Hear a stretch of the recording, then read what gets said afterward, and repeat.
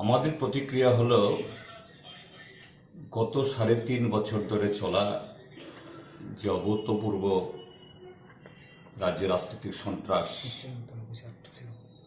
এবং এই পুরো নির্বাচনকে কেন্দ্র করে শাসক দল বিজেপি, রাজ্য নির্বাচন কমিশন এবং রাজ্যের পুলিশ প্রশাসন তার ত্রয়োস্পর্শে যে পাণ্ডুলিপি রচনা করা হয়েছিল আজ ভোট গণনায় সে অনুযায়ী প্রত্যাশিত ফল বেরিয়েছে। এতে ত্রিপুরাজ্যের যে পৌর এলাকাগুলির যে নির্বাচক মণ্ডলী তাদের প্রকৃত রায় প্রতিফলিত হয়নি।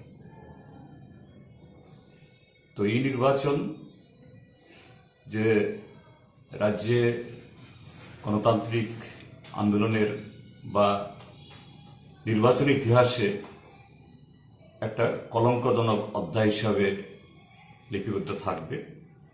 এতে রাজ্যের গণতন্ত্রপ্রিয়, শান্তিকামী এবং যারা সংবিধানের প্রতি দায়বদ্ধ অবশ্যই সংখ্যাগরিষ্ঠ মানুষ, তাদের আরও দায়িত্ব বাড়ল এই রাজ্যে গণতন্ত্র পুনরুদ্ধারে আরও জোরদার সংগ্রাম করে তোলার এবং রাজ্যে গণতন্ত্র পুনরুদ্ধারে সমস্ত অংশের মানুষকে ঐক্যবদ্ধ করে আগামী দিন এই অন্ধকার থেকে ত্রিপুরাজ্যে বের করে নিয়ে আসার জন্য নতুনভাবে প্রতিজ্ঞাবদ্ধ হওয়ার। আর মোট কয়টি সিট আপনারা পেয়েছেন? তিনটি। একটা হলো পানিসাগরে একটি, কৈলাসহরে একটি, আমবাসা একটি। কয়েকটি জায়গায় দেখা গেছে মানে যতগুলো দেখা সম্ভব হয়েছে পরোত্তর ২২২টি, কিন্তু অনেকটি খুব কাছাকাছি জায়গার মধ্যে রয়েছে। না, তা তো হবেই। কেননা একদিকে হলো মানুষ নির্ভয়ে ভোট দিতে পারেনি, শুধু আগরতলা বা ৫টি নগরে তো আমরা ভোট বাঞ্চাল দাবি করেইছি আমরা, যেহেতু এখানে আমাদের বহু কেন্দ্রে আমাদের এজেন্ট ছিল না। কিন্তু তার বাইরে অন্যান্য জায়গাগুলোতে যেখানে আমরা ভোট গণনায় আমরা অংশগ্রহণ করেছি সেখানেও এরকম একটা প্রতিকূল পরিস্থিতি ছিল। কিন্তু যেহেতু মানুষ লড়াই করে ভোট দিয়েছেন, তাদের প্রতি সম্মান রেখে আমরা ভোট গণনায় গেছি। কিন্তু ফলাফল যে সাংঘাতিক যে আমাদের পক্ষে অনুকূলে যাবে আমাদের এরকম কোনো আশা ছিল না, কেন হওয়ার কোনো সুবিধাই ছিল না। কারণ যেখানে প্রশাসন, নির্বাচন কমিশন এবং শাসক দল তার ত্রয়োস্পর্শ অর্থাৎ তিনটি মিলে এরকম একটা পাণ্ডুলিপি আগে থেকে তৈরি করে রেখেছে, এটা ভেদ করে যে সেরকম প্রকৃত কোনো ফলাফল এটা আশা করা একটা অবল করছে বিজেপি তৃণমূল যে সিপিএম ঘরে ঢুকে গেছে। না ভাই, তথ্য সেরকম নয়। রাজ্যে ২০টি নগরে ভোট হয়েছে। তৃণমূল কংগ্রেস এই ২০টি নগরের ভোটে মাত্র ৩-৪টি নগরে তারা ছিলেন, বাকিগুলোতে প্রার্থী দিতে পারেনি। আর তার মধ্যে কয়েকটা এরকম ওয়ার্ডে তারা বামফ্রন্টের চাইতে অল্প কিছু বেশি ভোট পেয়েছে।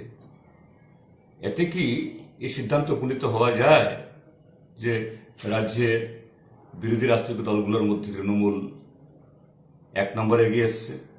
এটা হলো আত্মতুষ্টি, আত্মশ্লাঘা। এটা যারা যে কি বলে সিরিয়াস পলিটিশিয়ান, যারা সেরকম রাজনীতি করেন, রাজনীতি হিসাব রাখেন, ভোটের তথ্য যারা জানেন, এটা তারা কেউ এরকম বলবেন না। এটা জাস্ট আত্মতুষ্টি লাভের জন্য তারা এই সমস্ত প্রচার তারা চালাচ্ছেন। প্রকৃত ঘটনা তা নয়।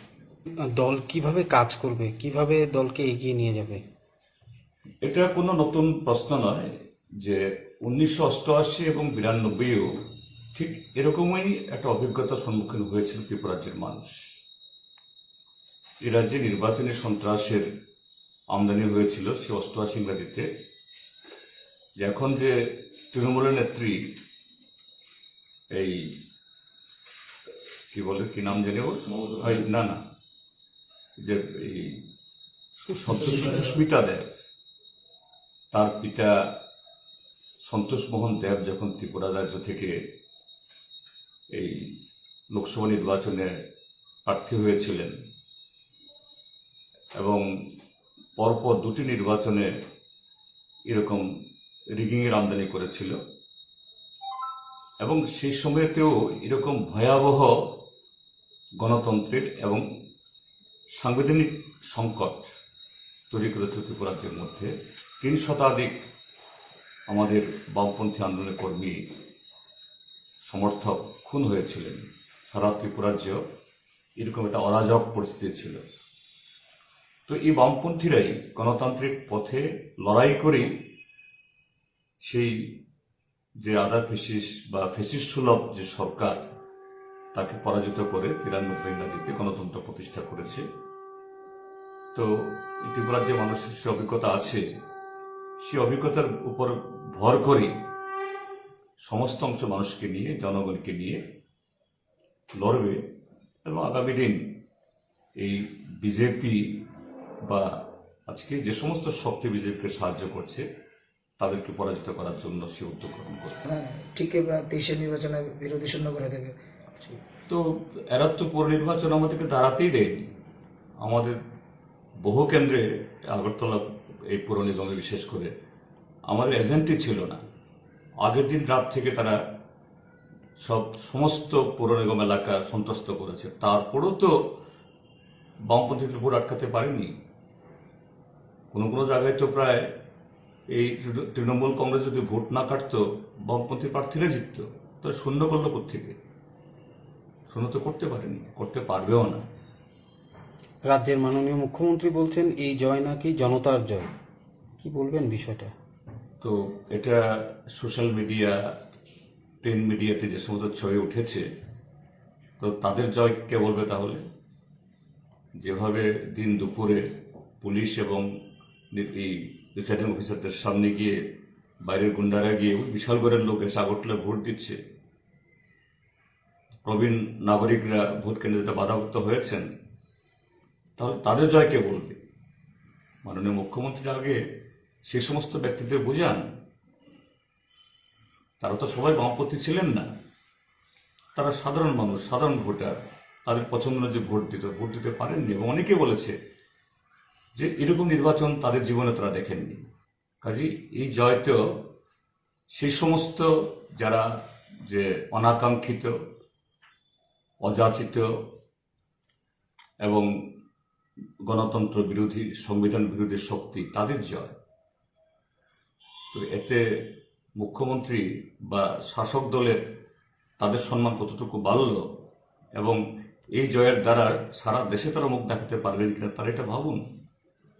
একটা রাজ্যে যে নির্বাচন হয়, নির্বাচন শেষ হওয়ার পরেই আমরা দেখেছি যে আমাদের 25 বছরের সরকার থাকার সময়তে এবং তার আগেও 10 বছর যখন আমরা ছিলাম, নির্বাচন শেষ হওয়ার কয়েক ঘন্টার মধ্যেই রাজ্যের যিনি সাংবিধানিক প্রধান অর্থাৎ মাননীয় মুখ্যমন্ত্রী, সেই নৃপেন চক্রবর্তী, দশরথ দেব, মানিক সরকার, তারা জনগণকে অভিনন্দন জানাতেন যে উৎসবের মেজাজে ভোট হয়েছে, ফলাফল যাই হোক। কিন্তু এই মুখ্যমন্ত্রীকে এই কথাগুলি বলার জন্য 24 ঘন্টা সময় নিতে হলো। দেখলো না বলে থেকে বাঁচে কিনা, কিন্তু 24 ঘন্টা পরে বলে নিজেকে আরো বেশি কালিমা লিপ্ত করলেন। তো এটা তো গৌরবের না, বরঞ্চ গোটা রাজ্যকে তিনি কালিমা লিপ্ত করলেন। যে গণতন্ত্রের মৃত্যু পরোয়ানা কিভাবে জারি হয় তারই নমুনা তিনি দেখালেন।